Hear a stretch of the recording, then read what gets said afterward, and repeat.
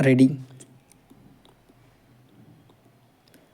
आपणास माहीत आहेच की सोमपूर येथे ऊसाच्या चिपळांपासून कागद तयार करण्याचा कारखाना काढण्याच्या दृष्टीने आपण सर्व कार्यकर्ते गेली 5-6 वर्षे प्रयत्न करीत आहोत. प्रारंभी या भागातील 4 सहकारी साखर कारखान्याच्या संयुक्त भागीदारीने हा कागद कारखाना काढावा अशी कल्पना होती, परंतु इतर भागीदारांनी याबाबतीत आवश्यक ती उत्सुकता न दाखवल्याने आपल्या सोमेश्वर सहकारी साखर कारखान्याच्या वतीनेच वरील कागद कारखान्याचा उपक्रम हाती घेण्याचे निश्चित करण्यात आले. त्यानुसार 200 टनी कागद कारखान्यासाठी इरादापत्र मिळविण्यासाठी आपल्या साखर कारखान्याच्या वतीने भारत सरकारकडे रीतसर अर्ज करण्यात आला होता. भारत सरकारकडून त्या अर्जाचे नुकतेच उत्तर आले असून योजनेच्या गुणवत्तेवर आपल्या साखर कारखान्यास 200 टनी कागद कारखान्यासाठी भारत सरकारकडून इरादापत्र मिळाले आहे. आता इतर कोणाचीही भागीदारी न स्वीकारता हा प्रकल्प यशस्वीपणे कार्यवाहीत आणण्याच्या दृष्टीने आवश्यक ते प्रयत्न सुरू करण्यात आले आहेत.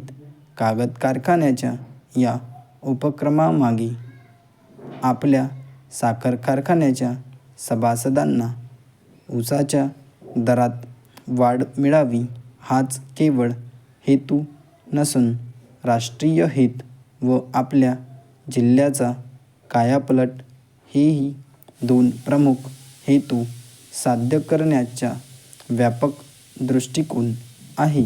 वरील प्रकल्पाच्या अंमलबजावणीचे पहिले पाऊल म्हणून प्रकल्पाच्या व्यवहार्यतेबाबत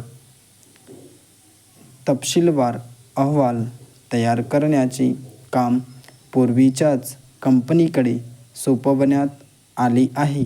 प्रकल्पाचा अंदाजी भांडवली खर्च 30 कोटी रुपये आहे. त्यापैकी 2 कोटी रुपये आपल्या साखर कारखान्याने, 2 कोटी रुपये राज्य सरकारने व 8 कोटी रुपये केंद्र सरकारने द्यावयाचे असून बाकीचे 18 कोटी रुपये कर्ज रूपाने उभारावेत अशी सध्याची योजना आहे. याप्रमाणे सर्व तयारी होत असताना व आपल्या साखर कारखान्याच्या सभासदांच्या हिताच्या दृष्टीने आणि आपल्या जिल्ह्याचा कायापालट होण्याच्या दृष्टीने उत्कृष्ट संधी मिळत असताना आपल्या साखर कारखान्याच्या गेल्या वर्षी झालेल्या वार्षिक सर्वसाधारण सभेत कागद कारखान्याच्या या नवीन प्रकल्पाबद्दल जे सर्वसाधारण विचार व्यक्त झाले, त्यामुळे या प्रकल्पाच्या अंमलबजावणीमध्ये थोडी खीळ असल्यासारखे झाले आहे. ही अर्थातच अत्यंत खेदाची गोष्ट आहे. म्हणून आता आपण सर्वांनी झाले गेले विसरून जाऊन जिल्ह्याच्या सभासद शेतकरी बंधूंच्या व राष्ट्रीय हिताच्या दृष्टीने एकत्र चर्चा करून निर्णय घेण्याची गरज आहे. माझ्या माहितीप्रमाणे व समजुतीप्रमाणे गेल्या वार्षिक सभेत व्यक्त झालेली सभासदांची नाराजी ही कागद प्रकल्पाच्या मूळ तत्वाबद्दल नसून त्याबाबतच्या किरकोळ तपशिलाबद्दल व कारखान्याच्या सर्वसाधारण व्यवस्थापनाबद्दल होती.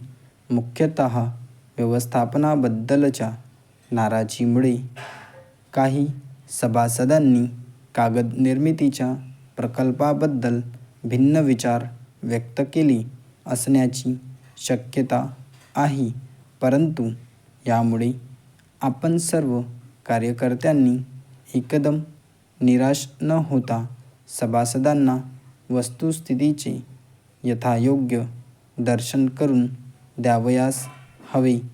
या दृष्टीने सभासदांची एक बैठक 15 नोव्हेंबर 1973 रोजी बोलावण्याचा मी प्रस्ताव करीत आहे. या प्रस्तावास आपण संमती दिल्यानंतर सभेची रीतसर नोटीस काढण्यात येईल. एकूण परिस्थितीचा सातत्याने विचार करून मी वर केलेल्या प्रस्तावास आपली संमती आपण त्वरित कळवाल अशी आशा आहे. आपला नम्र